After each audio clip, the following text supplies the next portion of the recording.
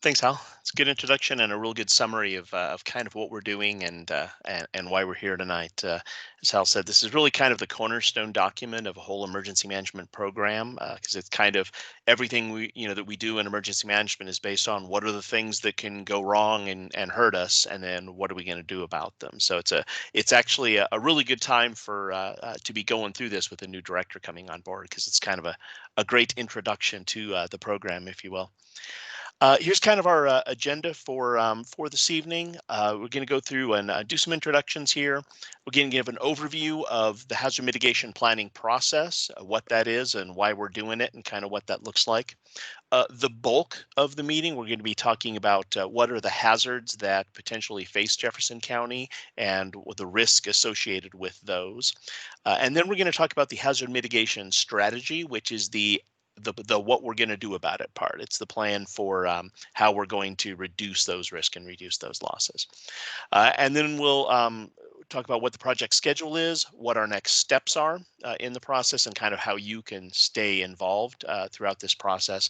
And then we'll have room for questions and discussion at the end. I'm going to go through some of these slides a little quickly, just because we have a lot of them, but I really want to get to your questions and input because that's really the purpose. Well, the purpose of this meeting is kind of twofold. One is uh, to educate and help make everyone in Jefferson County aware of both this process and the hazards and mitigation strategies being done in the county, but also, and probably more importantly, is to get input and feedback from you on what your thoughts are. So we're going to be, like I said, we're going to go through some of these slides a little quickly because I want to leave as much room as possible for your questions. We have this scheduled for 2 hours. The presentation part's probably about an hour, and then the rest of it just goes as long as you guys have questions. We'll keep going. Just a few meeting logistics. As I said, we will open up for questions. We do very much want everyone to participate as much as possible. We ask, obviously, that you keep your microphones muted when you're not speaking.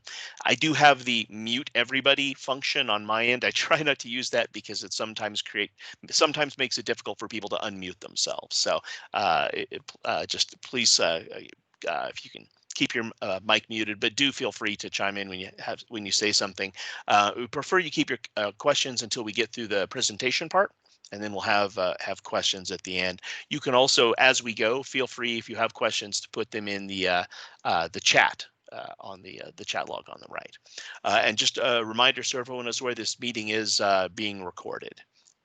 And in fact, after this is over, the recording of this will also be available. If you want to watch it again or feel like you didn't get enough the first time, or you have friends and neighbors who you think would be interested, you can make it available for them to watch as well. So some real quick introductions. I said I already mention myself. My name is Scott Field. I'm an emergency management consultant based here in Denver with a company called Wood Environment Infrastructure Solutions. We've been hired by the county to help facilitate this plan update process. I'm joined by my colleague Chris Johnson, a mitigation planner with our staff.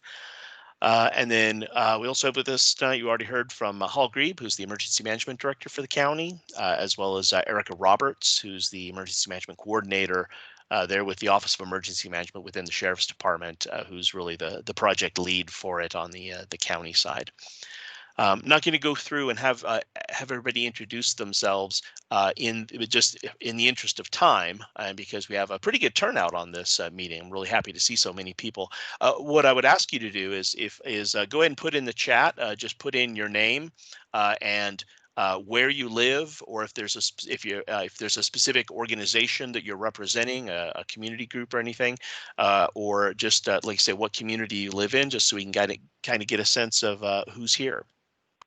And again, I want to thank everyone for participating. So, All right, so the first thing we're going to do, I'm going to go through an overview of kind of introduce you to what hazard mitigation is, what we mean when we say that, what some of the terms we're going to throw around are, and what the planning process looks like, what we're doing and why we're doing it. So couple of definitions. You've already heard me throw the term hazard and mitigation around, so forth. So when we use the term hazard, we're referring to anything that can cause harm or a negative impact on the community. We're mainly looking at things things like could be a natural hazard or a natural disaster like a flood, wildfire, or drought, or a tornado. Could also include human-caused hazards, something like a hazardous material spill, or even a terrorist attack, or a pandemic, as an example. And this distinction between natural and human-caused hazards, or they're sometimes called technological hazards. For our purposes tonight, we don't need to worry about the differences between those. A hazard is a hazard, but it's anything that can do damage or can cause harm. And then if that's the cause of the harm, then the vulnerability is what kind of harm can we expect? How is that if we have a blizzard, a really bad blizzard come through? What is the impact of that going to be on the community? If we have a flood, something, where are the areas that are likely to be impacted, and how we can quantify that? So if you see this little graphic here in the bottom of the and I apologize because I do it on every meeting. I have a tendency to point at my monitor over here, like y'all can see what I'm pointing at. So I apologize for that. But if you can see that the graphic there in the middle of the screen, where we kind of have the hazards on one side, which is the things that can happen, and then on the right-hand side is the stuff that we care about, that we want to keep safe and that we don't want to have damaged: our people, our environment, our stuff, our buildings, our economy, all that things. Where those two overlap is what we call risk. If we have a hazard, but it doesn't impact any of those assets, we're not as concerned about it as we are of something that is going to impact those vulnerabilities and do damage to us. So the term risk we use specifically to kind of talk about the intersection between hazards and vulnerability, and kind of the goal of mitigation. We're talking about actions that we do before a disaster to reduce the impacts of it. So we can't prevent tornadoes, but we can do things that are going to make, if we do have a tornado, reduce the amount of damage it does. And think of the goal of mitigation as we're trying to shrink that red overlap as much as possible. So we want to shrink that risk area as much as possible. So why do we want to do this? Well, if you watch the news, you probably have the impression that we've been having more disasters and bigger disasters, and that's accurate. That's not just a perception. We have been seeing for decades now a steady increase in both the number and the scale of disasters. So this chart's from the National Oceanic Atmospheric Administration, and it just shows the number of billion-dollar disasters each year, and so the stacked chart shows the number of disasters, and the color shows the different type, and then the squiggly line shows over on the right the cost of those in billions of dollars. So you can see not only the number of events is going up, but the cost associated with them is increasing. And this doesn't even include, you notice this mostly just includes weather related disasters. It doesn't include the current pandemic. It doesn't include earthquakes and so forth even. But we're seeing a huge increase in the number of those types of disasters. And I'm sure it will surprise nobody that 2020 has continued that trend. We actually had $22 billion disasters just last year alone. And by billion-dollar disaster, I mean a disaster that causes more than $1 billion worth of damage. As you can see from that previous chart, it used to be we'd have just a couple of those a year, and last year we had 22 of them. And again, that's not including the pandemic, just because it's not an atmospheric thing, which is who made this chart. So we are seeing an increase in disasters and disaster costs. There's a number of reasons for that. Some of it is simply population growth. You have more people living in hazardous areas. People living in wildland areas that are subject to wildfire. People moving into the floodplain, things like that. So some of it is just more people, and that leads in turn to more buildings, more roads and infrastructure and utilities. It's also part of that is increased infrastructure costs, which includes not just the increased cost of building materials, but also um, one piece of good news, which isn't shown on that previous slide, is that the number of fatalities and injuries we're having from natural disasters is actually been going down for several decades. That's the good news, and part of the reason for that is because one is we're much better at warning people, at getting warnings out before a disaster happens, but also we're much better at building buildings that are less likely to fall over during an earthquake or that are less likely to get washed away in a flood and so forth. And that's great, but that also increases the cost of building things. So that also increases costs when there is an accident. And of course, we are seeing more frequent and more severe storms. There's a bunch of data to back that up. And the other thing we're having that kind of creates this snowball effect where one disaster can then lead into and increase the impact of other disasters. And kind of the most common, or the kind of the classic model of that, particularly here in Colorado, is we have a drought for a number of years, everything gets dried out. So that increases the wildfire risk. So then we have a big fire and burn everything. Now we have a big burn scar. And because the burn scar doesn't absorb water, now we've increased our flood risk. Then we have increased flood, and that leads to increased erosion, deposition, and creates other problems. So it becomes this kind of cascading cycle of bad, where each big disaster then can increase the impact of other disasters. So why do we want to do something about this? I mean, I hope that's kind of a rhetorical question. Local government obviously has both a legal and a moral responsibility to protect their citizens and property from damages. But there's also an there's a strong economic case for doing that. Just even if you just look at just look at it from a cost benefit standpoint, the cost of not mitigating is too much. And we needed to find some way to reduce these costs.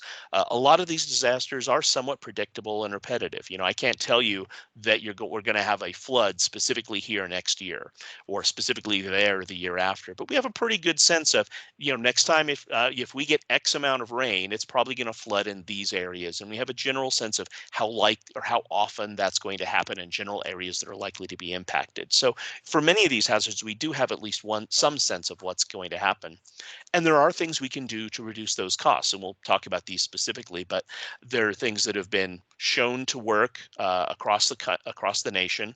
They're very cost effective. They make sense for the environment, and there is funding to help local government deal with these.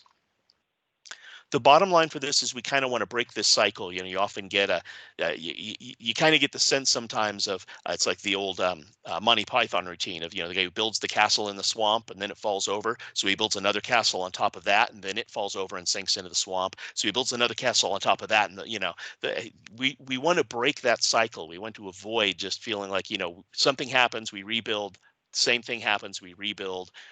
The point is to try and break that. So the purpose of mitigation is to try and break that cycle of just constantly repeating disaster, rebuild, disaster, rebuild.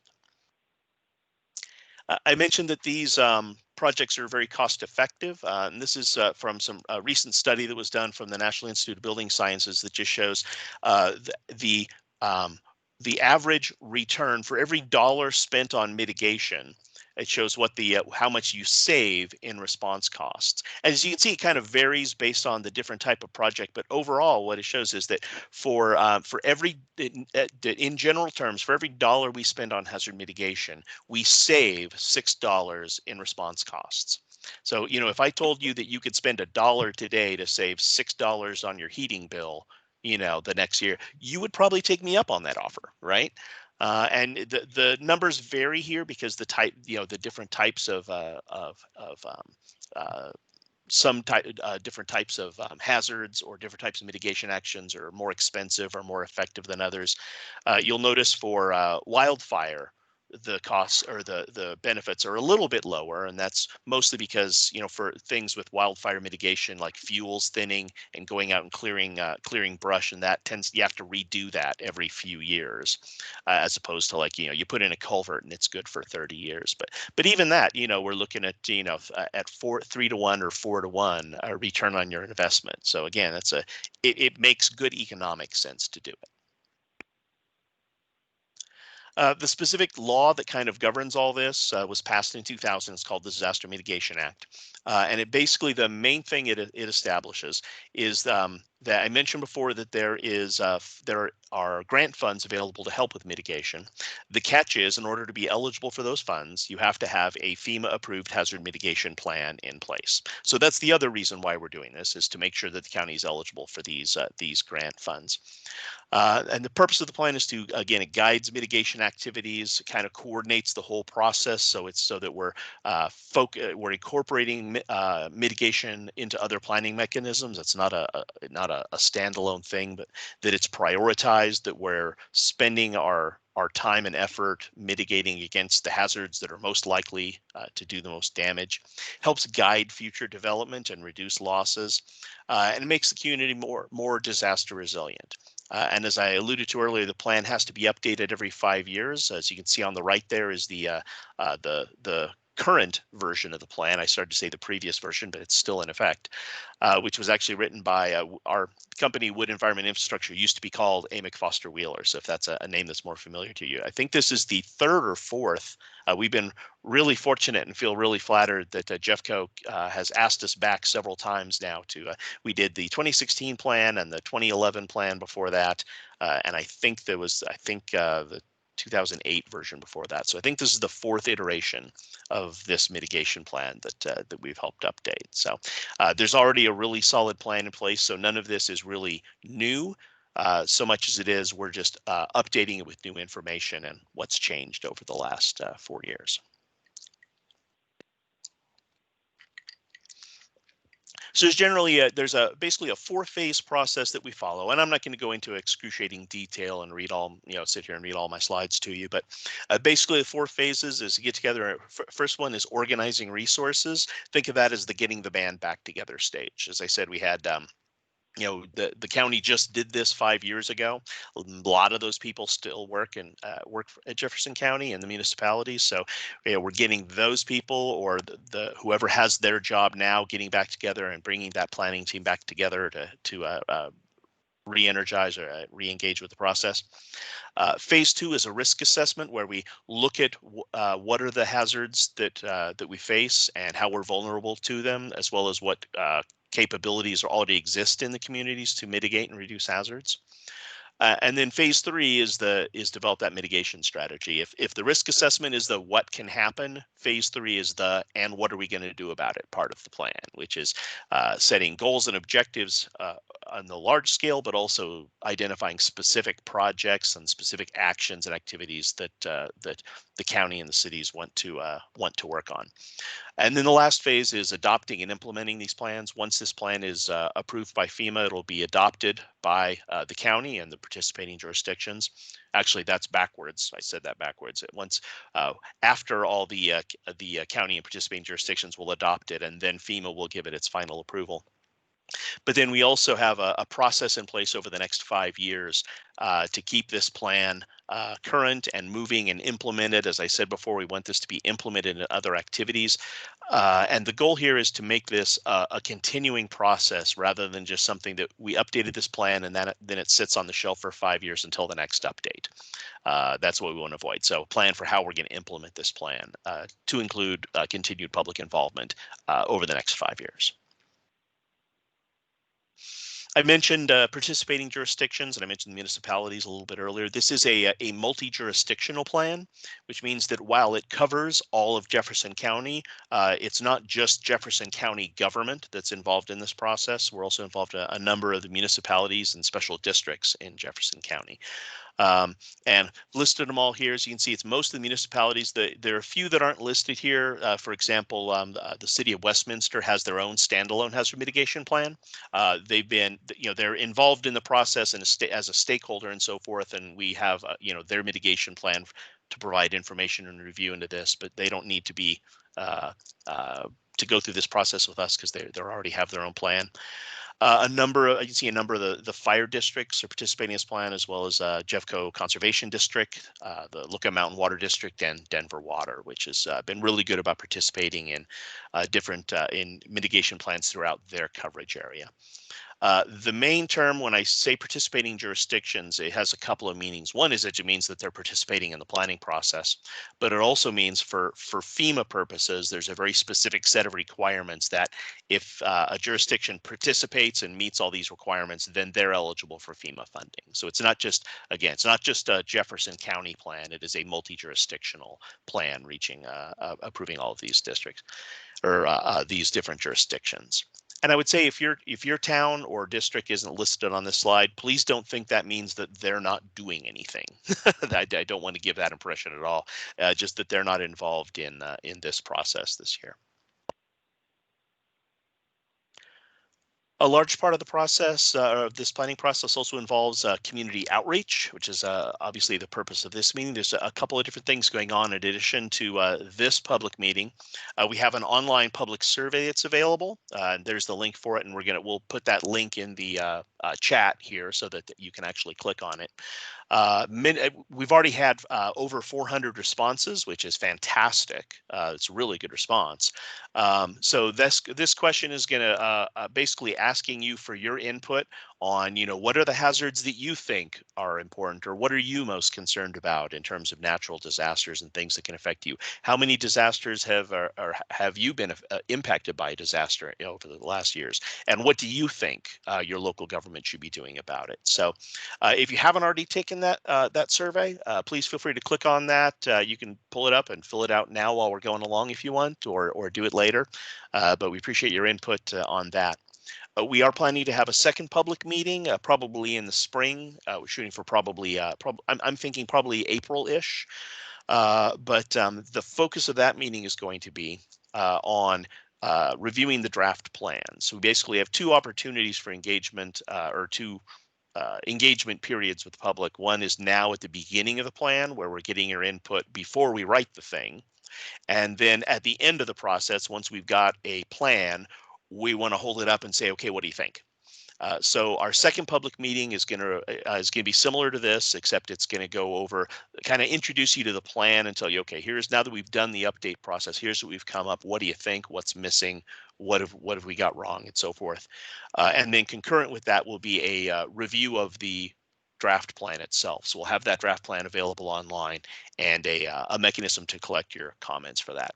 Once all those comments have been collected, we'll incorporate those into the final plan. And you can stay updated throughout this process. If you can go to Jefferson County Emergency Management's website. There's a page specifically for the hazard mitigation plan. There you can stay updated, or if you just follow Jefferson County government or Jeffco sheriff or any of your whichever municipality you live in, they'll be providing updates through social media throughout this process. Basically, however you heard about tonight's meeting, if you stay tuned into that same source of information, you'll know about when we have dates for these subsequent meetings and so forth.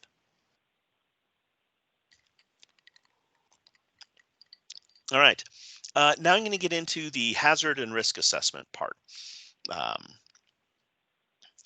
And again, the first part of that is the hazards. We're identifying what's the stuff that can happen here. What are the things that can go wrong? What are the hazards that can potentially affect Jefferson County?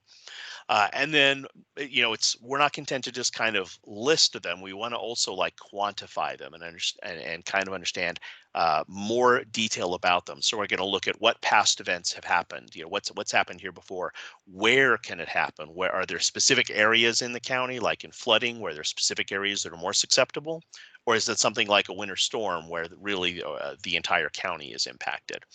How severe might it be when we say a severe winter storm? How many inches of snow constitutes severe in Jeffco? By contrast, we're doing this plan for the city of Albuquerque, and about 3 snowflakes in Albuquerque is considered a severe winter storm because and I grew up in New Mexico, so I'm making fun of them, but I'm them. So different up here, obviously. And then how likely is this event to happen, or how frequent are they likely to happen? And then how is the future likely to be different from past events? We look at what's happened before, but we also look at changing conditions and climate patterns and new development, and look at how that's going to make things better or worse. And then the second piece of that equation of the hazards is looking at our vulnerabilities, which is what's likely to be affected by each of these hazards. So we're doing an analysis of how many people live in hazard areas like floodplains, how many structures are located in areas that are potentially at risk of these different hazards, to include residential and commercial facilities as well as critical facilities and infrastructure, which can be anything from roads and bridges that are critical to key government facilities, hospitals, communications towers, etc. And then we get a dollar value on those facilities based on assessor data, and then we can kind of use that to get an estimate of losses for different hazards. And partly that's to get a sense of, we're not trying to predict the future here so much as we are trying to quantify, okay, what are the potential impacts here? And what it really helps do is then helps compare different disasters. If you get a sense of the expected losses from one hazard are significantly greater than this hazard, well, that's probably where we need to be focusing more of our mitigation efforts on. And we also look at historic, cultural, natural resources, important things. And as I mentioned, we look at development trends to see how the future is likely to be different than the past. Another piece of this related to that is a review of capabilities, which is where we're looking at what's already being done, what's already in place that is either being done to mitigate hazards or reduce losses, or that could be used. So we're going to look at what policies, programs, and ordinances are there, or where there might be gaps, might be opportunities to improve things there. We look at each jurisdiction's, do we have the financial capability to do mitigation? Do you have the administrative and technical capability? If you get some of these large FEMA grants, there's a large paperwork requirement associated with those. Do you have the staff to manage those grants, and how is that work? Those of you who've had anything to do with recovery from the 2013 floods are probably familiar with FEMA paperwork. There's a lot of it. So just, we want to make sure we understand what the capabilities are to execute that. And again, we're going to look at that to identify where the strengths are, as well as identify where there might be shortfalls or areas of improvement. Another piece we look at this, when I talked about vulnerability before, I was pretty much talking about it in kind of concrete terms of dollars and structures and numbers of people. But something else that we look at is called social vulnerability, which is how are different populations and communities within the county going to be, who might be disproportionately impacted by disasters. We know that disasters always tend to hit poor people, or people in different socioeconomic conditions tend to be hit more severely affected by a lot of hazards. So what I'm showing here is actually the Centers for Disease Control and Prevention. The CDC has a social vulnerability index they've created to look at, and it's not just vulnerability to disease, but it's a very useful tool at looking at different groups based on, as you can see here, socioeconomic status or household composition and physical or mental disabilities, race, ethnicity, limited language proficiency, housing availability for transportation. And to be clear, none of these are value judgments. We're not here to say that any of these things are inherently bad, but they're things like, for example, under transportation, if there's, say, 10% of the county that doesn't own automobiles, that's not a bad thing, but then there's concerns about how we're going to evacuate. They're not going to be able to self-evacuate during a disaster, so we need to make sure we have a plan for how we're going to take care of them. Similarly, if we have people with limited English proficiency, it accuse us that we need to make sure that our emergency notifications are in multiple languages and that sort of thing. So basically, we have this social vulnerability data, and we overlap that against the different hazard areas and try and identify where those overlap and help us focus on the people that are more likely to need help during an incident. Excuse me.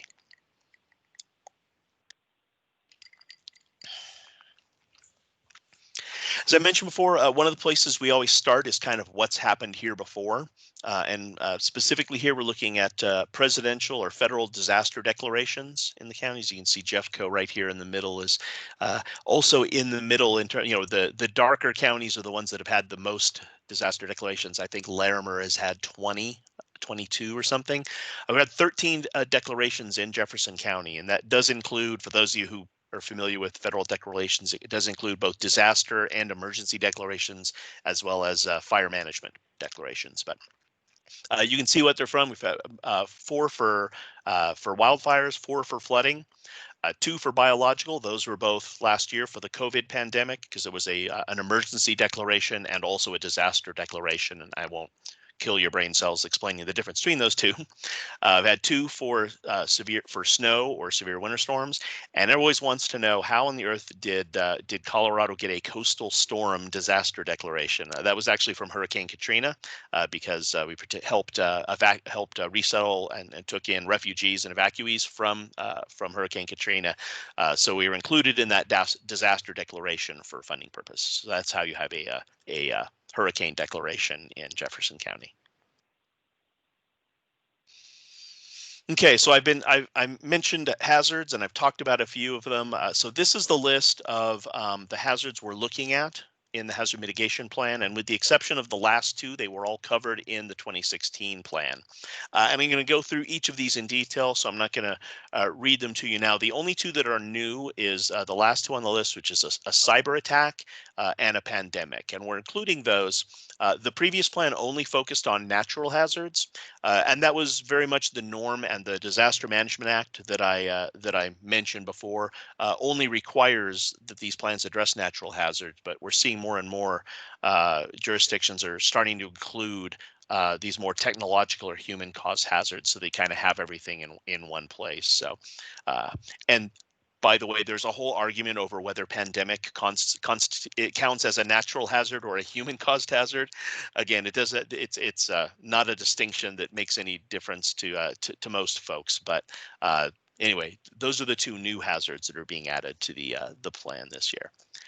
So this is the chart from the 2016 plan that looks at all those natural hazards that were profiled last time, and kind of shows you the methodology of how we rank how severe they are. And that we look at the 3 main things that we look at is the geographic extent, which is how big an area is likely to be impacted by it. How large of an area is at risk, and if you do have an incident, how large of an area is likely to be impacted. What is the potential of future occurrence? Is how likely is it to happen, or how often does it recur? Is it something, is it something like an earthquake that's maybe a 500-year event, or is it something that's a winter storm that we know we're going to have winter storms every year? And then severity or magnitude is how bad it can be. What are the likely impacts from it? That looks at both the severity of the hazard itself, as well as how vulnerable are we to that hazard. And then we get the overall significance ranking. And again, there's nothing magic about any of these. What it really is just an attempt to figure out, okay, what are the most serious hazards that we need to be paying the most attention to, just for purposes of prioritizing, because we can't do everything at once. And I'm going to go through each of these in detail. I'm not going to go through them in this order, so this chart's just in alphabetical order, but we've kind of grouped them together here in a grouping that makes a little bit more sense to follow. So I'm going to start off talking about flooding. Like I said, no, I don't think anybody on this call is surprised that Jefferson County occasionally gets flooding. 34 recorded events, flood events that have impacted Jefferson County since going back to 1996. And that number comes from, specifically the National Weather Service has a database called the National Center for Environmental Information, has a severe weather database. So that, according to that database, they've recorded 34 floods. Obviously, there have probably been a lot of other small floods that maybe weren't captured or included in here. These are just the ones that got reported into that database, or that we have records of or data on. But of incidents or major floods that have done damage or impacted people, 34 recorded. Of those, you had 3 fatalities that we know of that have attributed to flooding. A total of $134 million in property damage. Again, that's just Jefferson County. That's not the state. And the 2013 floods alone caused $6 million in property damage. So this is something that happens pretty regularly and can do an awful lot of damage when they do. If you look at this map over here, the dark blue areas are what's called the 1% annual chance floodplain. It used to be called a 100-year floodplain, and you'll still hear me and other people use that terminology, but it's the area that has, on average, each year there's about a 1% chance that it's going to flood in every year. So a good way to think about that is if you have a home that's located in that 1% chance, if you, over the 30-year life of your 30-year mortgage, you've got about a 30% chance of being flooded. So that's the area we're most concerned about, and that FEMA is most concerned about. People who have structures in that area are generally required to get flood insurance, and there's other regulatory requirements and restrictions. The lighter blue area here, which you can see in some areas. In the actual plan, we'll also have, in addition to the countywide maps, we'll have larger, more zoomed in maps on each municipality, so it'll be a little easier to see the detail for where you live. But that light blue area is called the 0.2% annual chance, or also called the 500-year floodplain. So it's the flood that is going to happen less often, that kind of less often but more severe flood that we look at. Another thing related to flooding that I wanted to mention, I mentioned flood insurance earlier. There's Jefferson County participates in the National Flood Insurance Program, which is basically the federal government's flood insurance program, kind of what it says in the name. There's a voluntary program associated with that called the Community Rating System, where communities can choose to join and to extra actions to kind of go above and beyond the minimum requirements of the flood insurance program to reduce losses in their jurisdiction. And the reward for doing so is that people who are required to have flood insurance get a reduction on their rates. So both Jefferson County and all the municipalities in Jeffco, except Edgewater, all participate in the community rating system, which is excellent, by the way. That's rare in that we see a lot of good jurisdiction or counties, and some of the larger cities we'll see where we see participation pretty often. But for smaller towns, we don't often see that much participation in the program. So again, that reflects really well on your local leadership here. And the only reason Edgewater isn't in the program is just because it is a fairly large, administrative and paperwork and staff requirement to do that. But it's always a thing that when that's something we're going to be looking at in this plan is what's the cost benefit ratio for them to join. The numbers here, the rankings go from 9 is the lowest up to 1 is the highest. There's only a handful of class 1 communities in the whole country.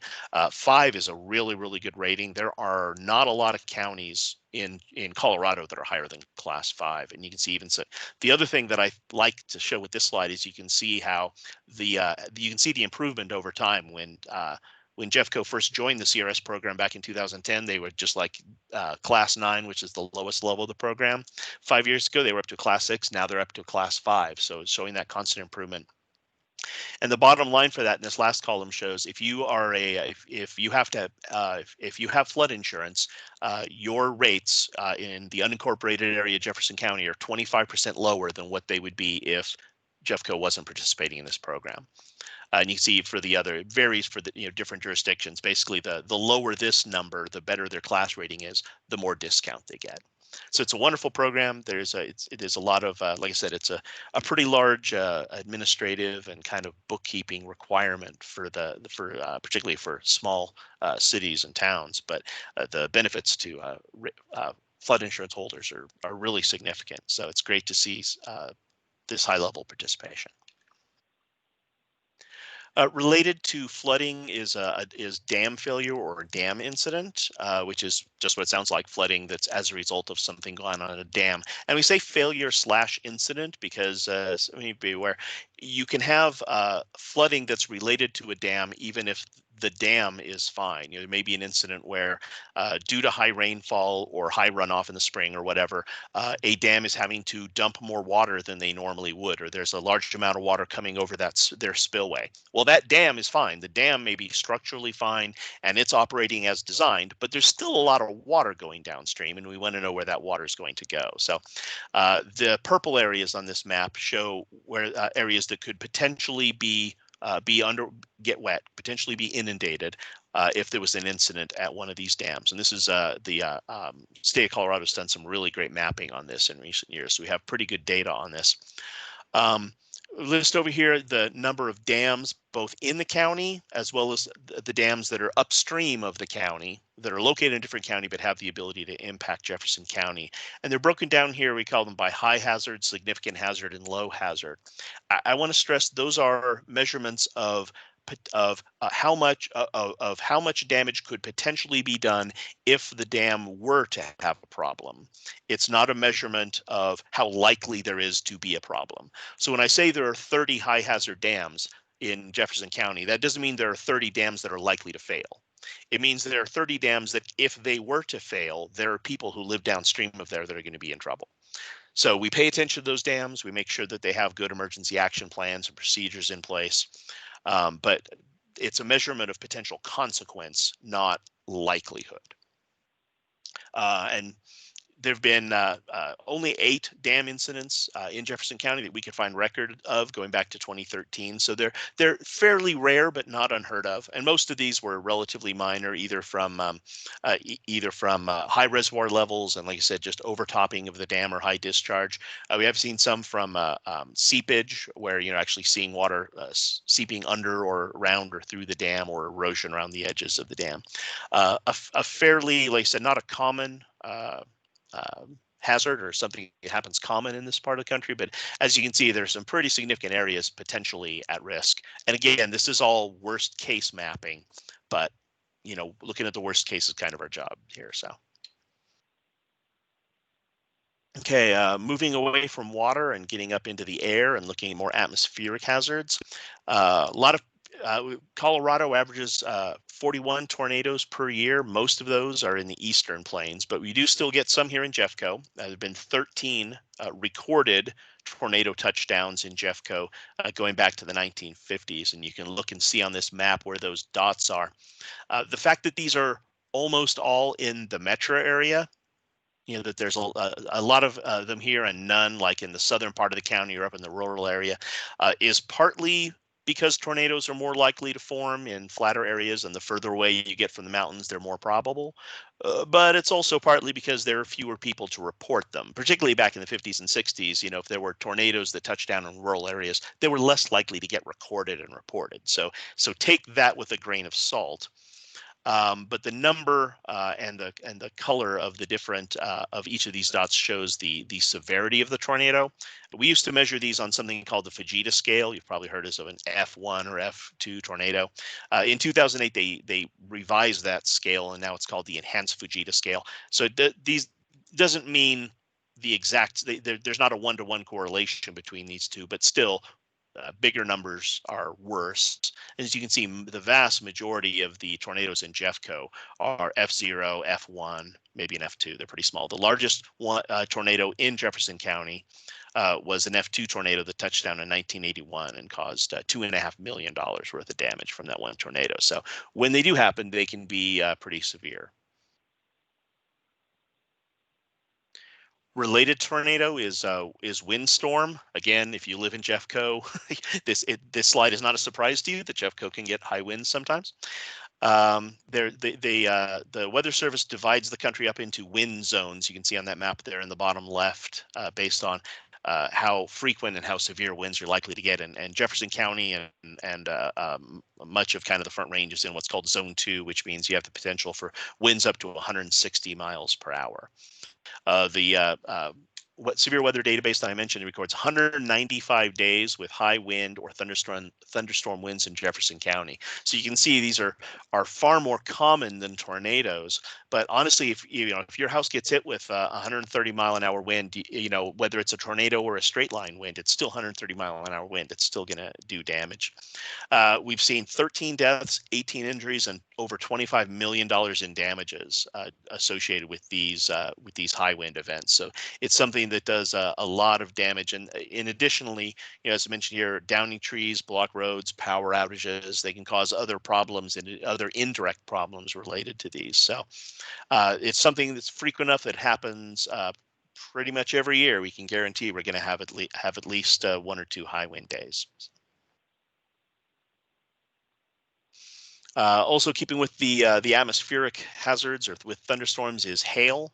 Hail is also a really common one. You can see again from the map where where they're more likely to happen, or again at least more likely to get recorded.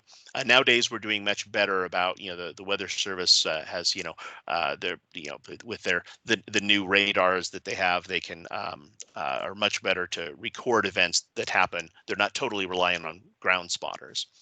But as you can see, and again, the green dots are smaller size, and then going up into yellow, and they get larger.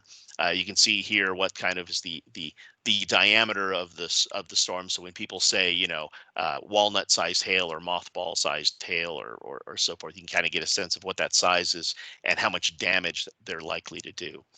We see about 6 hailstorms per year in Jeffco, so it's a pretty common thing. It is the most, in terms of dollar impact, it is the most damaging hazard in Colorado by far. It does way more property damage than any other hazard. The only good news is that most hail damage, or at least a lot of hail damage, winds up being insured. So at least there's insurance coverage, but it's definitely can be a very costly hazard. The biggest hailstorm we have on record was in May of 2017. A lot of you remember it. I got a new roof out of that hailstorm. My boss got a new car out of it because it totally trashed his car. The most expensive insured catastrophe in the state that we've ever had. Just, $2.3 billion of damage. And the other thing about hailstorms, of course, is they happen really quickly. I mean, that $2.3 billion in damage happened in within like 15, 20 minutes. 150,000 auto insurance claims, 50,000 homeowner insurance claims, hailstones up to 2.75 inch diameter. And of course, it didn't just affect Jeffco. It was pretty much throughout a number of them. That's the other thing about hailstorms is when they do happen, they can be very widespread. So that previous map showed dots for like where the center line of where each of those storms happened, but obviously, if one of these dots was the 2017 hailstorm, the hail was not limited to specifically where that dot is. So the dots just try and give you a sense of where and how often they happen, but they can cover pretty large areas, include multiple municipalities. Last of the weather-related hazards we mentioned before is severe winter storm. As we say, we get a lot of snow in Colorado, and generally we're pretty good at dealing with it. Like I said, I come from New Mexico, where they maybe only have 2 snow plows, so it doesn't take a lot of snow to shut things down. We're much better at dealing with snow up here in Colorado, but you can still have major snowstorms come through, or major winter storms that can cause impacts and damage. Severe winter storm is kind of a blanket term we use. It includes not just heavy snow, but blizzards or ice storms, winter storms, winter weather. And some of those terms are tied specifically to National Weather Service definitions in terms of what type of alerts they put out. Extreme cold temperatures is sometimes included in severe weather storm, but for purposes of this plan, we're profiling it separately, so I'm going to be talking about that in a separate slide. But again, you can see a very common hazard, and as I said, although it's something that we're pretty good at dealing with, it also is something that can do a lot of damage when it does happen. Different populations that are particularly at risk from severe winter storms include the elderly and homeless populations, or tend to be most strongly impacted by it.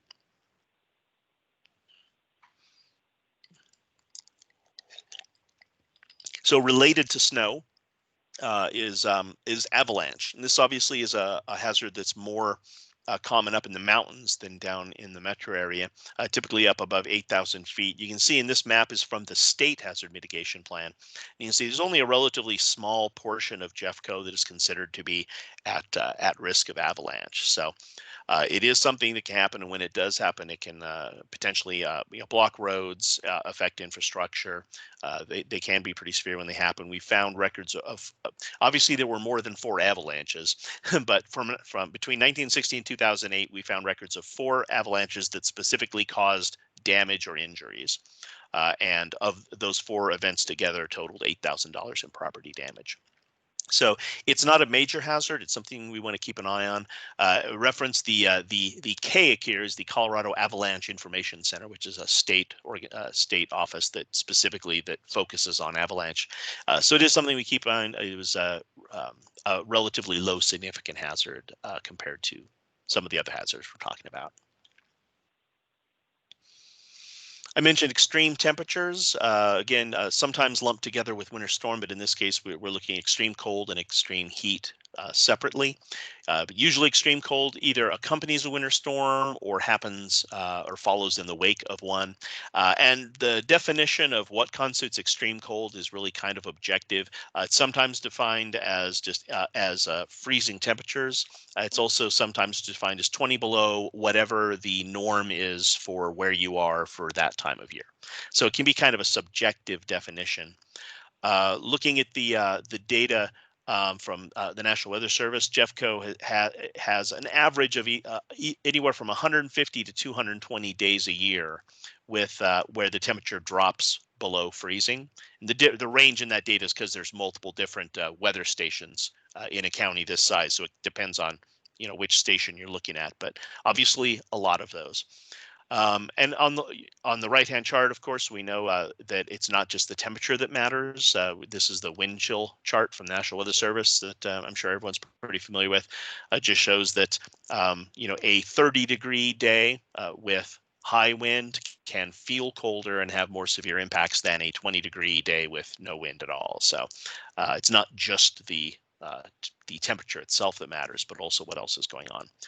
Again, people who are more likely to be impacted by extreme cold include both children and the elderly. People with underlying health conditions that may make them more susceptible.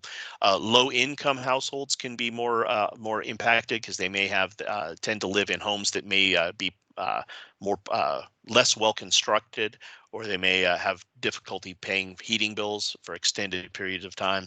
And of course, people who work outdoors or people who live outdoors.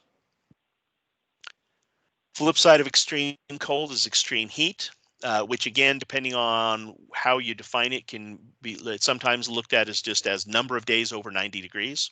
And sometimes it's looked at 10 degrees above whatever the normal temperature is for where you are for that time of year. So no matter how you slice it, we do get that it is a hazard that happens in Jeffco. The records show about 30 days over 90 degrees in Jefferson County, but that's over about almost a 40-year period. So an average of maybe not quite 1 day a year on average. Generally, if you only have 1 or 2 days at 90-degree temps, it's an annoyance. It's when you start getting several of those back to back that it starts to become a problem. It can not only basically impacts the same populations or same vulnerable populations we talked about before, it can also put increased strain on the electric grid, which can potentially lead to power outages. We've seen that in other parts of the country, not so much here. And there was something else I was going to say about that, and I don't remember what it was.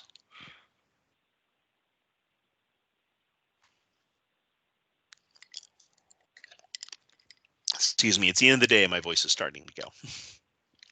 Related to extreme heat, of course, is drought, which is not just a measurement of the heat itself, but it's been hot enough and dry enough. It's basically too much heat, not enough moisture for too long a time, starting to dry out areas. The map shown here is from the U.S. Drought Monitor, and that was just a snapshot from January 5th. You can see even in January, you've got large chunks of the state, to include some parts in Jeffco that are all, the whole county is either at extreme or exceptional drought, even in January. So definitely a significant hazard and something that affects the entire state, not just Jeffco. In addition to, I mentioned on the previous slide, I talked about the federal disaster declarations. What wasn't included in that slide is the Department of Agriculture also does drought disaster declarations under a separate process. And just in the last 8 years, we've had 6 drought disaster declarations that impacted Jefferson County. Most of those aren't specific to one county. They'll include a swath of counties. That's why I say that they included Jefferson County. They weren't necessarily specifically for. And then there's the drought impact monitor, which is a national database, looks at what are the impacts from each of those droughts. What are the things that have happened as a result of this drought? And it looks at things like um, watering restrictions, response complications, reductions in water supply or quality, increased fire risk, things of that nature, economic impacts. And the drought impact reporter has found 53 impacts from drought in Jefferson County since 2000. Some of the biggest vulnerabilities to it include recreation activities in parks and so forth, aquatic habitat.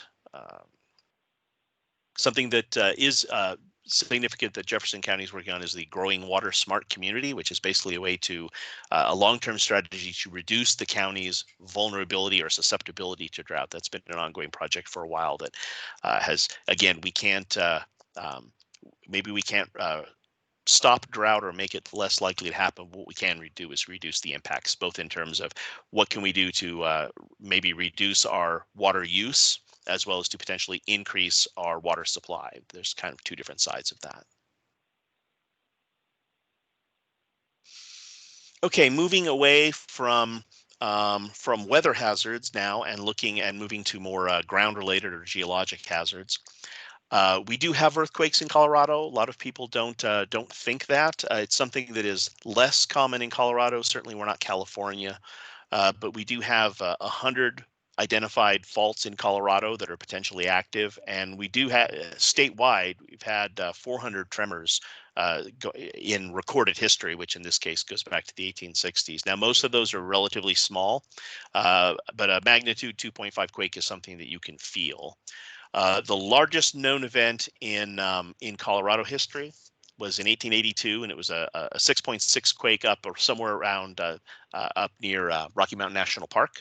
Was the epicenter of that. But as you can see, we have had several magnitude 4 to magnitude 5 quakes in Jefferson County and throughout the metro area. The challenge with those is, even though they're relatively rare, we have a lot of unreinforced masonry buildings that are more likely to be impacted by earthquake and so forth. So when we do have one, even though it's a low probability event, the consequences of them can be pretty severe, and the amount of damage and injuries and potentially fatalities from these quakes can be significant. This slide kind of looks at a bunch of other geologic hazards or soil-related hazards, which involves erosion and deposition, which is, ground getting eroded or washed away from one area, which causes a problem, and then that soil gets dumped somewhere else, which then causes a problem there. Expansive soils includes things like where, due to heat or lack of water and so forth, soils can either swell and increase or move, or can settle or sink or subside. All of those can be a problem if you happen to have a building that's on top of the ground of that patch of ground. They can cause structural damages. Tends to be these kind of hazards are almost the exact opposite of earthquake, because these are much more frequent and very common hazards, but much lower impact. They do have the collective dollar value of these incidents does add up over time. So it is something that we look at reducing the impacts of. But it's interesting when we say medium significance, that kind of covers a multitude of stuff. We had an earthquake, which is a low probability, high consequence event. And then here we have a high probability, low consequence event, and they both average out to medium. So take the ratings with, they cover a lot more, but just that word medium isn't everything. There's more detail involved. Okay, and then now moving on to wildfire, which again is something Jefferson County is extremely familiar with. The map there shows the state's fire history that we have records for going back to the 50s, where we had, you can see for a lot of these, the larger and more recent fires, we have actually data on where the fire was, what the perimeter to that burn area looked like. You'll see for some of these smaller or older fires, these dots is just the center of where that fire was located. So we're not saying that this fire burned in a perfect circle exactly that size. That's just the center of where it happened, and then the size and color of the dot shows how many acres were burned there. So As you can see, the number of wildfires per year has actually been decreasing slightly in the last decade or so. Although the fires we are having tend to be larger, so even though the number of fires is shrinking slightly, the acres burned is not. I should say also part of this why the wildfire number of fire starts is decreasing is due to very good hazard mitigation and wildfire mitigation and fuels management that's being done in Jefferson County and throughout Colorado, as well as fire departments getting much better at putting fire starts out before they spread. This just shows a couple of different maps, a couple of different ways of looking at the risk from wildfires. The map on the left just shows not necessarily how likely it is for a fire to start, but when a fire does start or break out, how intense, how hot is the fire likely to get?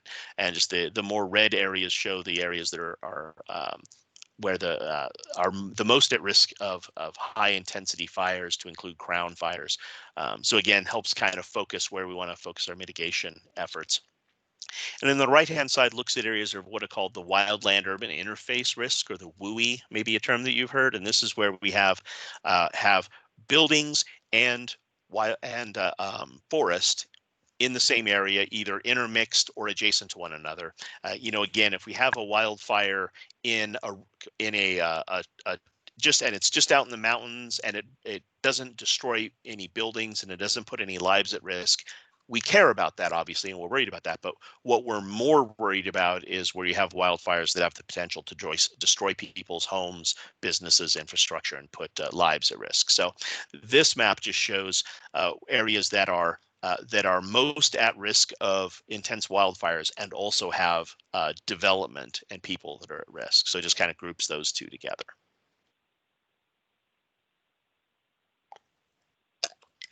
So that's it for the natural hazards. I want to talk about the two human-caused hazards that we mentioned before. And the point here is not to turn this into another COVID presentation. I'm sure we've all participated in a great number of those, but looking just at pandemics, you can see here on average, the U.S. has had about one every 20 years for the last 100 years or so. And in fact, in the 2016 plan, it noted that we were, statistically speaking, about due for a pandemic.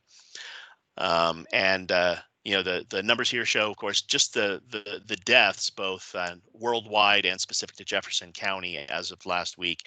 As someone who gives a lot of these presentations, having to update these numbers every time I give one of these over the last year has been the most depressing part of my job. It's worth noting too, obviously, just looking at how many people have died from COVID really does understate the magnitude of it, because it doesn't really capture the number of people who have caught the disease, who have ongoing and possibly lifelong health impacts from it. Doesn't capture just the huge, or kind of understates the impact on the hospitals or on our medical system. But just to compare apples to apples here, I wanted to list deaths on this slide. Major impacts obviously include here, death, illness, overtaxing the medical system, lost productivity.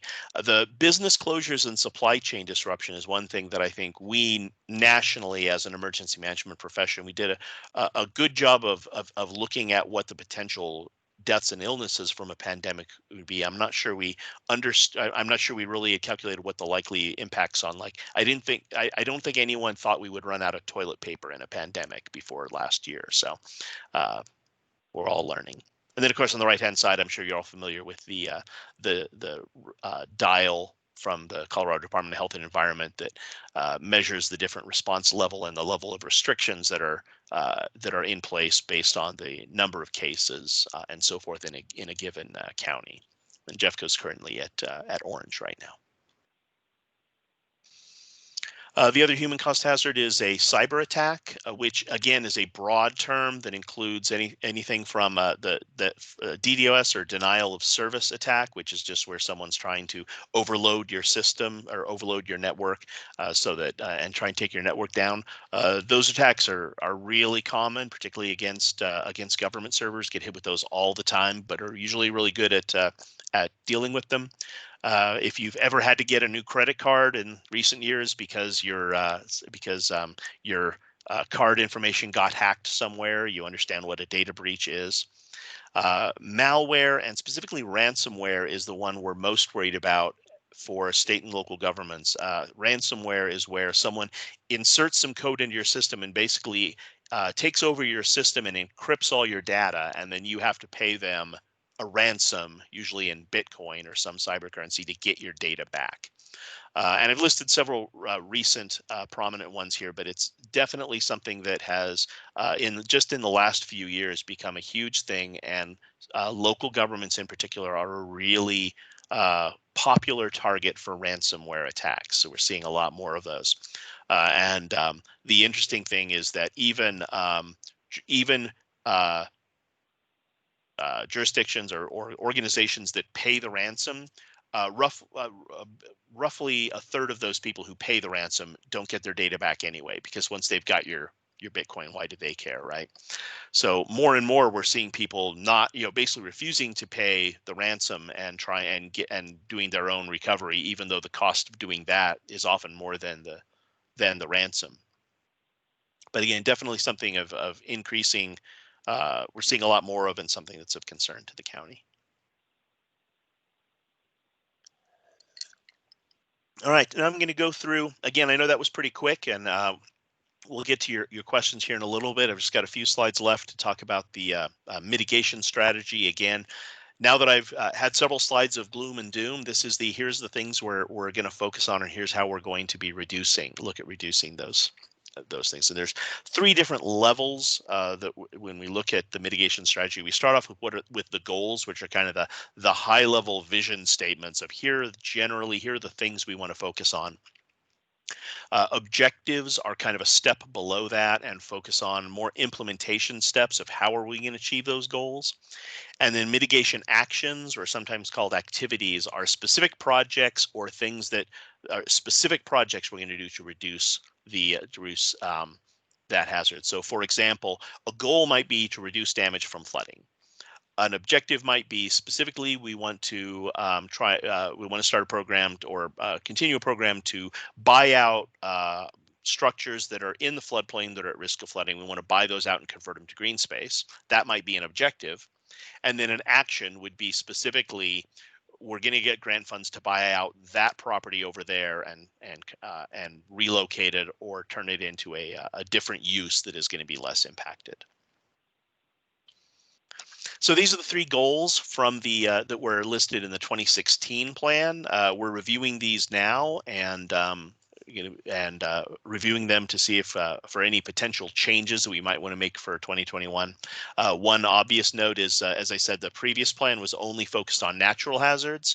Now that we're including human-caused hazards, we might rephrase a couple of those first two goals to reflect that. But the first one is basically just increasing awareness of hazards, and that's not just public awareness, but also making sure that on the government side and in the private sector, that everyone understands what can happen and what's likely to happen. Goal 2 is reduce the impacts from those hazards on life, property, and the environment. And then goal 3 is strengthen partnerships to help mitigate against those hazards. Now, under each of those goals, they have a number of objectives. I'm not going to read these all to you, but as you can see, under increasing awareness, there's a number of different things, including public education and outreach, timely notification, notification of property owners, providing information on construction techniques, encouraging homeowners to do things. This shouldn't all be a government responsibility to take care of this. We want to encourage homeowners and renters and people to do things, take actions to reduce their own risk, and then again, making sure people understand the need that to do these things does require some funding. Goal 2 is the bulk of it, which is actually reducing the impacts. I'm not going to read all these to you again, but again, these are all just implementation steps or ideas of things that the county and the other participating jurisdictions want to concentrate on. And you can see a number of things we've already talked about, like the community rating system, National Flood Insurance Program, creating incentives, wildfire mitigation, a lot of types of things we've already talked about. And then goal 3 is developing partnerships. And you can see there's a bunch of different things here involving community organizations, sharing resources between not just different levels of government, but getting the private sector involved. We mentioned we mentioned critical facilities earlier. The majority of critical infrastructure in this country and in this state is privately owned. So it's not just a question of what can we do to protect government assets, but it's also how can we work with the private sector to help them protect or get them to do more to protect their critical assets. This fourth bullet here, I want to stress here, which is the link between emergency planning and land use planning, and that's where we're looking at what building codes or regulations are. If someone's going to build in the floodplain, are we going to allow that, or are we going to say yes, you can build there, but there are certain requirements that you have to undergo to make sure that if you're building in an area that's at risk, you're doing everything you can to keep yourself safe. So that's one. If you remember that slide that I showed way at the beginning about the different cost benefits of different mitigation measures, that's the most effective one. And Jefferson County, of course, has already adopted strong building codes and so forth. But those sort of regulatory and land use planning things are really cheap to do and have a huge impact. So as far as specific mitigation actions, I'm not going to list all the mitigation actions that were identified in the 2016 plan, because there were like 100 of them. And I said I was going to talk for an hour, and I'm already at about an hour and a quarter. But types of different actions or activities that we're thinking of or that we're looking at include, as said, plans and regulations, which could be land use ordinances, building codes. Structure and infrastructure is when people think mitigation usually is kind of what they think is more of those kind of like structural projects of we're going to elevate this bridge or reinforce this bridge, or we're going to put in a bigger culvert here. We're going to bury our power lines so that they're less likely to get blown down in high wind, things of that nature. Education and awareness, of course, is a big thing, which includes not only meetings like this, but also getting information out to the public, whether that's through radio and television or social media or whatever, websites, making sure that that information is getting out to the people that need it. And then natural systems protection is what can we do to help nature protect us and vice versa, whether that means erosion control and controlling sediment, restoring stream corridors to their original area, whatever. There's a number of different kind of green infrastructure type of things that are very effective. Looking at some specific hazards, for example, for flood mitigation, real common ones we see here is infrastructure retrofits, as I mentioned, like just increasing culvert sizes at certain areas so that they're less likely to flood. If you have an area that this culvert gets backed up and floods once every 10 years, well, maybe if we increase the size of that culvert, it'll only happen every 100 years or every 500 years or not at all, maybe. Other types of flood reduction projects, things like putting in detention ponds so that we catch the floodwaters in an area where we want them to go and keep them from going into your living room or your basement. Channel stabilization so that the river is less likely to, or the water is less likely to leave the river banks. Flood proofing of buildings, making them more resilient to floods, and there's different techniques for doing that. And then elevation is particularly on coastal areas. You'll see really often we might have homes that are up on stilts so that they're out of the floodwater. And then, as I referred to, another technique is acquisition, where we just buy out structures that are at risk or in floodplain areas and either move the structure, as you can see here, we're just going to haul that building out of the floodplain and put it somewhere else, or maybe we're just going to buy it and demolish the building and turn that into additional green space. There's a number of different techniques that can be used. Similarly for wildfire, the main things, you've probably heard the term defensible space, making sure that homeowners have cleared areas around their homes so that if a fire does come through, that their home's more likely to be protected. Fuels reduction, where we go through and clean out vegetation and slash and so forth.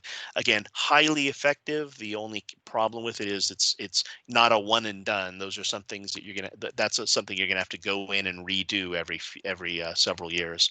And then using ignition resistant construction, shingles that are less likely to catch fire, particularly for critical infrastructure.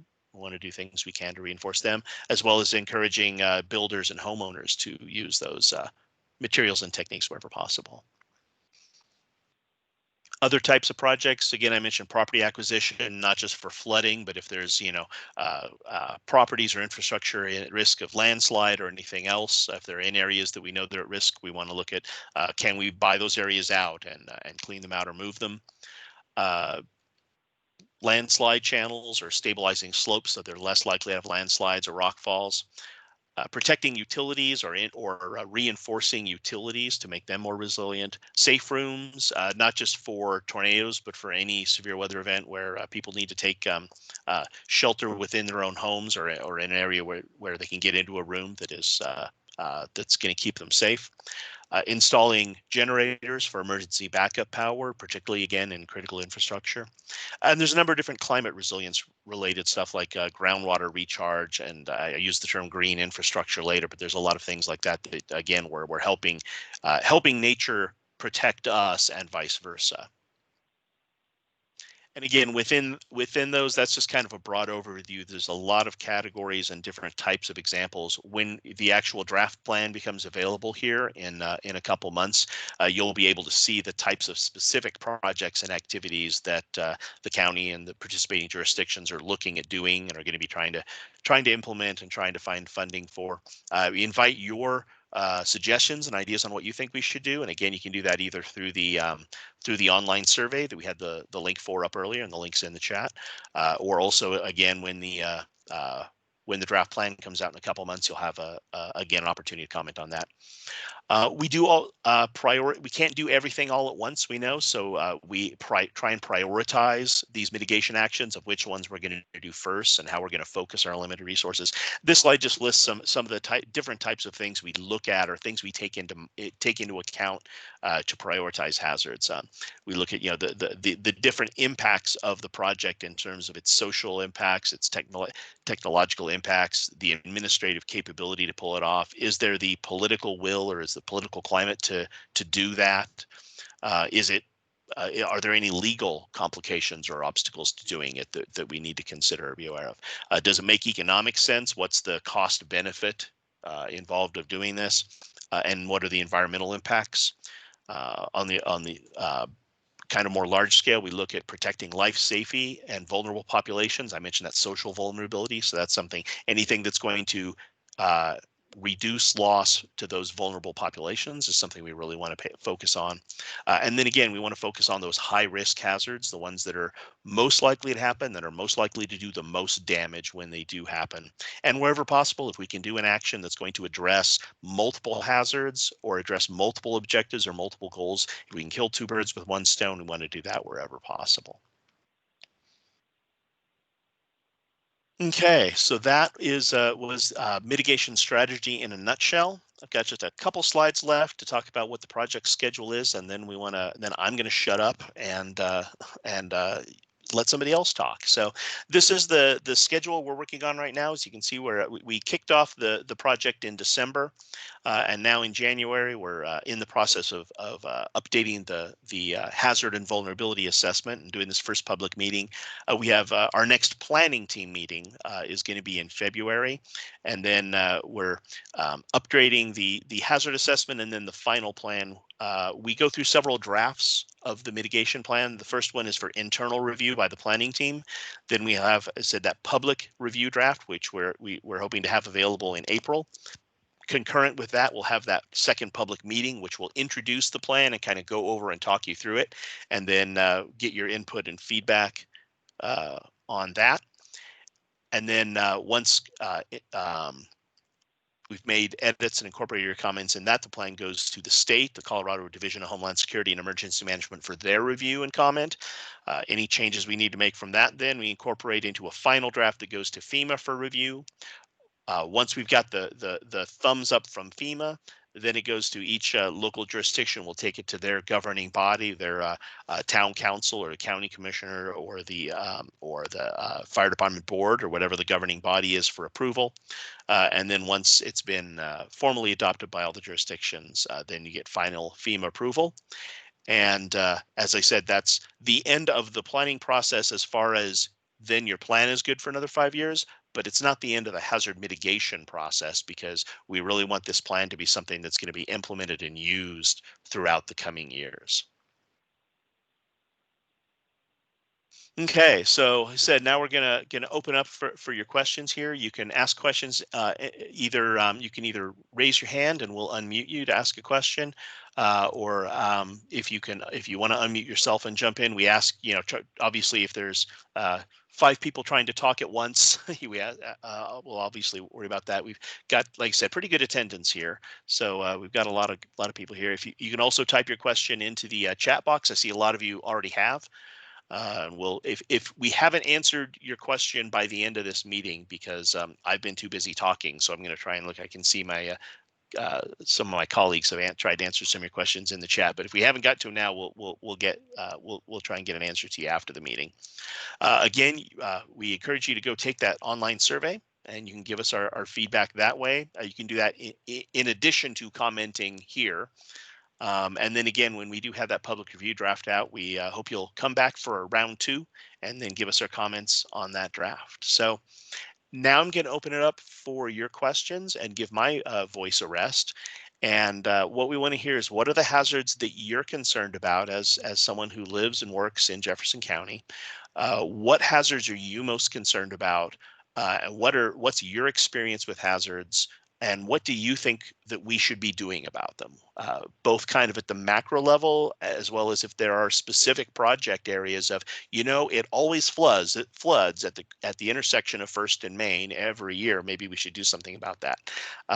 If you can help us identify stuff like that of specific projects, that's great too. So, and then of everything that I've been talking about for the last almost an hour and a half, what have I missed? If there's anything I've said over the last bit here that you thought, he doesn't really know what he's talking about there, or he needs to know that there's something related to that happens, that's the kind of stuff we want to hear. So, like I said, with that, I'm going to throw it open for questions and comments. Who has a question here for us?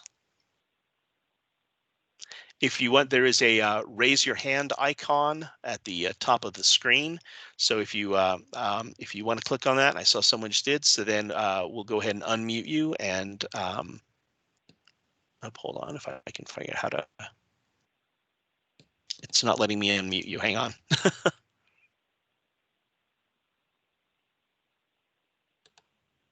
Can you? John, go ahead and say something. I want to see if I can hear you. It's not letting me. Can you hear me? Yes, I can hear you fine. That's why I couldn't unmute you. You already were. Well, thanks for that hour-and-a-half long history lesson. I'm sure you need a 6-pack of Coke by now. I think I grew up and live in Evergreen, so really gotten to see how the area has changed over the years.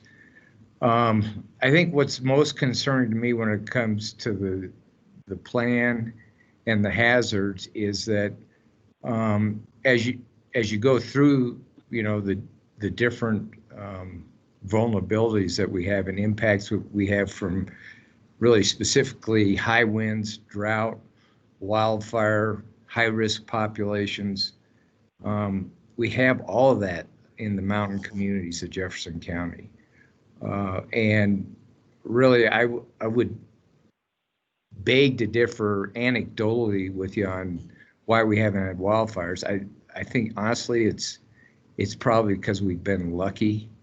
The mitigation effort that's primarily been going on probably since 2016 has mostly been the open space, a little bit by the Upper Platte Partnership over in Conifer in the drainage area, but most of our neighborhoods up here are still inundated with unlimited fuel, both on the ground and, side by side with the tree overgrowth. And we do have an epidemic of trees up here. And I think when you correlate the impact or the consequence to really the life safety factor, when you add in 195 days of high winds a year, the drought that we're in right now, and the inevitable wildfire that we're going to have. I mean, the sheriff's office in Jefferson County and Clear Creek every day, as soon as it starts to warm up, is out telling people we're on a phase 1, a phase 2 fire restriction, and they're still building campfires because they just came up from downtown and they have to have a campfire. And sooner or later, one of those is going to hit on one of those days where we have the high winds. And we, Evergreen just finished their community wildfire protection plan. 100% of our evacuation routes are non-survivable. That's a huge consequence. And I don't think there's a life safety problem anywhere near that big anywhere else in the county. And so I'd just like to hear at these public meetings a little bit more focus on, things that wanted to happen in 2016 but really didn't because there wasn't money.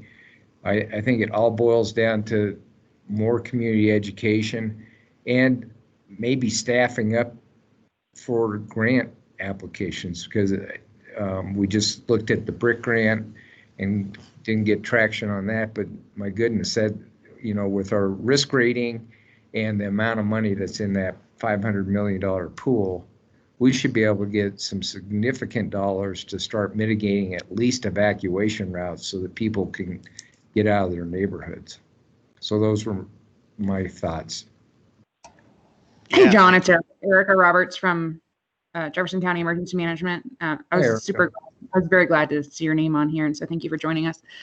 I just wanted to, I don't think any of us can deny that Jefferson County is one of the most high hazard wildland urban interface counties in the country, considering the challenges that you just mentioned, especially considering our evacuation routes. One thing that's going to be very different from the 2015-2016 hazard mitigation plan and this update is the continuation of just sort of coordination and collaboration after this planning effort is over. So having the plan 1 is huge because it's required for us to be eligible for pre and post disaster mitigation dollars. So we're super excited about that.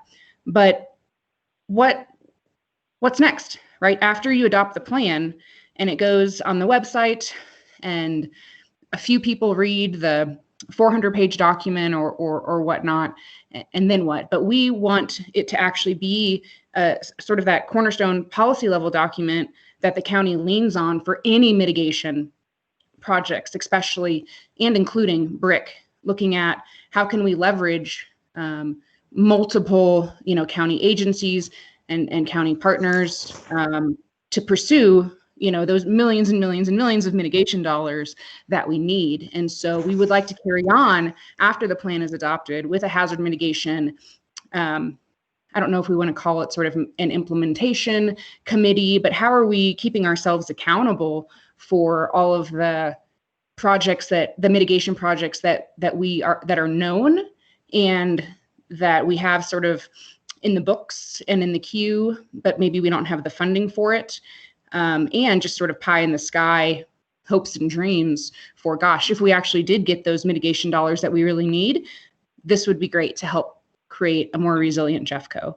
And so we really look forward to truly leaning on this policy document, and any feedback that you all give us, any project considerations you give us are truly being, thoughtfully considered and more likely than not incorporated into the plan. And so when we pursue mitigation dollars, we need to point to the plan to say, we thought about this project.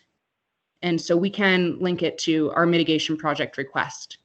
And so we are looking at Evergreen's community wildfire protection plan, the other CWPIPs, that are out there, and any other suggestions that we receive.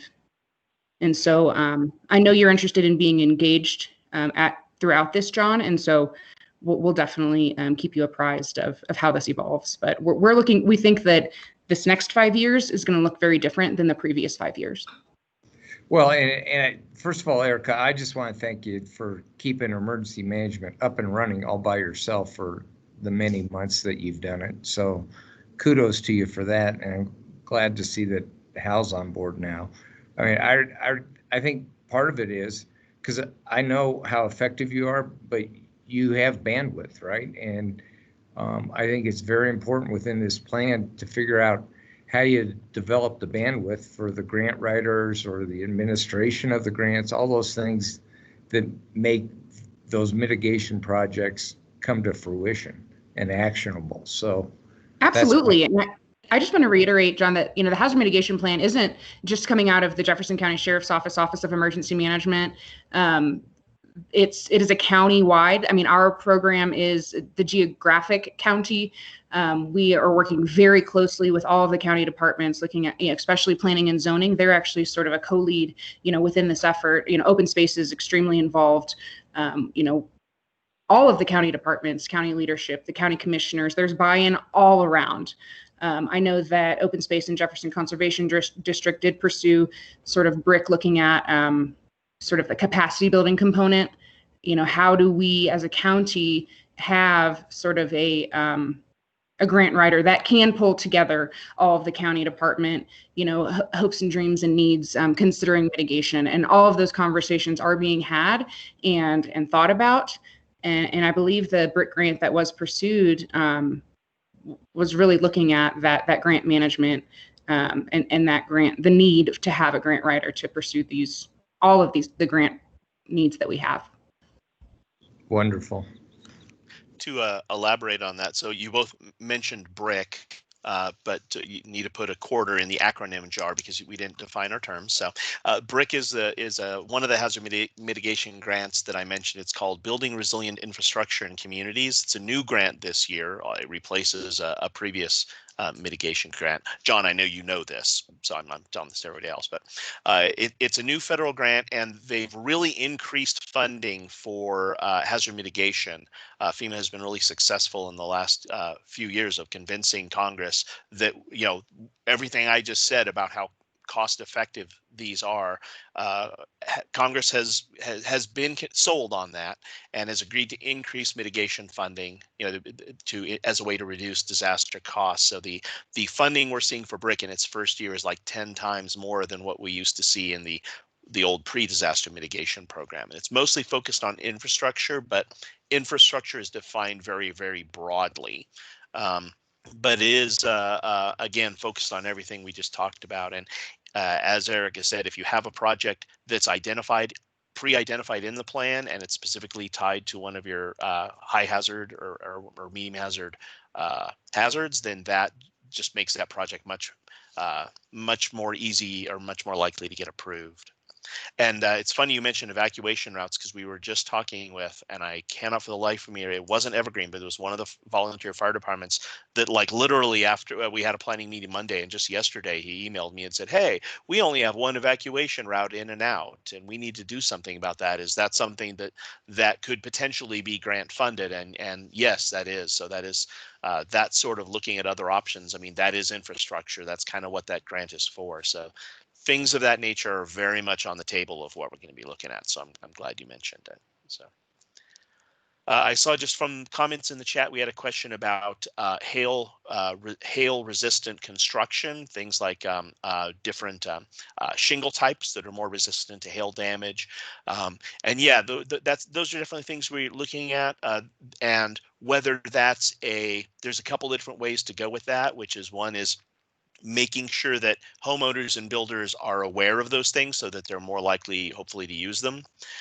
In some jurisdictions, you may see incentives provided to people to use them so that there's a financial benefit to do them. In some cases, and speaking nationally, there are some communities that may be looking at not necessarily mandating those, but improving, that's something that's, whenever building codes get updated, things like that might get incorporated into it hypothetically. But that's more of a long-term thing. But certainly doing that in certainly something that both, again, from an education standpoint and potentially from incentivizing those uses is a good example of mitigation.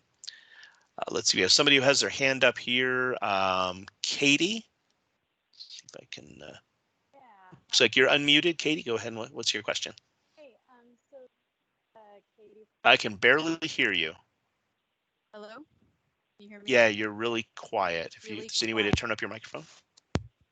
Is that better? That's better. Okay. All right. I'll take my headset off. So I have a couple things that I'm thinking about. One is, regardless, I think of the disaster, I'm kind of thinking more of the recovery lane. Housing is always such a big issue. And like I said, regardless of what the disaster is, getting people back into sustainable housing is really a key to the part of recovery. I'm wondering if that is kind of interwoven in the mitigation plan. That's one thing I'm thinking about. The other thing I'm thinking about is also the supply chain. I know with the pandemic, we've really seen shortages at grocery stores, like you mentioned, the toilet paper, but, really thinking about, I know the Denver metro area, we are pretty geographically isolated. If there's maybe an issue with infrastructure and getting supplies to and from the Denver metro area, I know that's kind of maybe more of a newer topic, but two things I'm thinking about. Well, taking your second one first, and Erica, obviously, or Hal, feel free to jump in. I do know that supply chain planning is something that nationally is getting, and didn't just start last year, actually, but in more recent years is something that emergency management has been paying a lot more attention to. It's a little beyond the scope of this plan because those really tend to be regional or nationwide impacts and efforts. But yeah, it's definitely something that is, you're not wrong. And it's definitely something we're trying to look at more at a national level. I don't know, Erica or Hal, if you want to chime in. Yeah, I mean, this is Erica. Hi, Katie. I'll just say, it's super tough. And, we do spend, as emergency management, so we plan for all hazard disasters sort of every day, working with Jefferson County government, trying to work through these challenges, understanding the impacts to our communities, understanding where our capabilities are and what we need to work on, considering planning, training, exercising, seeking grant funding to enhance our capabilities, et cetera. But yeah, housing after post-disaster is always a challenge, especially considering how expensive housing is and considering the lack of affordable housing throughout Jeffco anyway. But it is something that we do work through and talk through regularly. Yeah. Any other comments on that? We did have another question in the chat about plans for insurrection and riots and so forth. And that's not something we talked about that, but decided not to include that in that plan just because it's a little bit outside the scope of what we wanted to focus on. But obviously, the law enforcement community is yeah.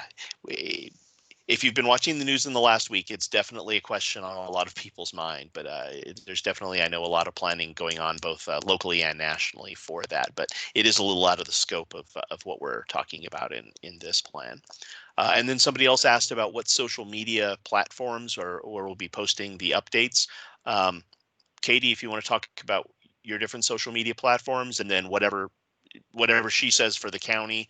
We're also encouraging all the municipalities and special districts to push it out through their channels as well. So, Erica, I get called Katie all the time. I'm sorry. But no, okay, you're fine. So Jefferson County Sheriff's Office will be sharing the updates on Facebook and Twitter. We do have probably 24 plus other agencies that are actively sharing those updates.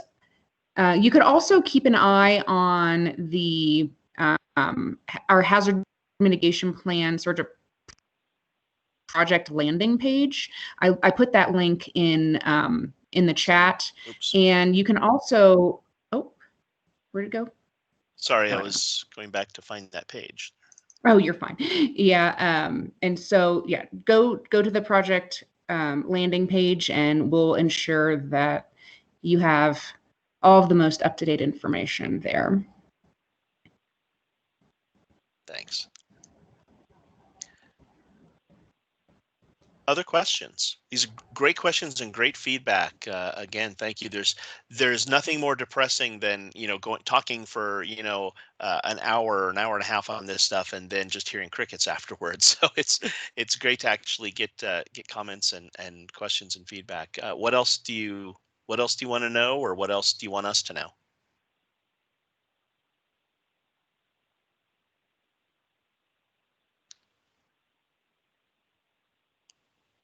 Okay, well, it sounds like we're about wrapping up.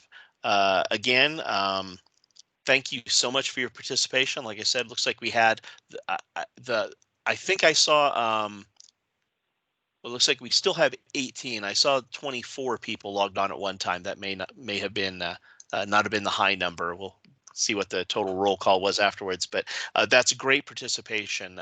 We usually only get a handful of people on these, so it speaks well for Jefferson County that you have people that are one, that the word got out for this, and that people are actually aware that this is an important issue, and are willing to take time out of your day and out of your evening to learn more and help us out to make this a better plan.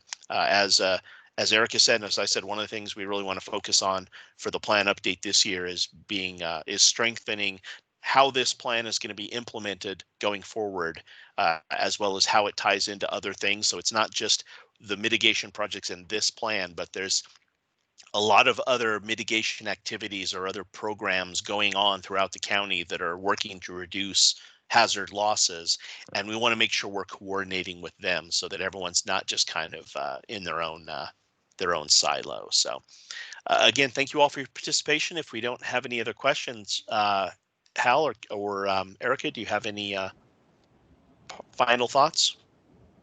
Just that the recording and the slide deck will be shared on the project website that we shared in the chat, and that we want to hear from the public. We want to hear sort of what you're concerned about, considering our hazards, risks, and vulnerabilities. And we just thank everyone for being engaged, and we look forward to this project growing and evolving, and just getting more feedback from you all. So if you haven't taken the public survey, please do that.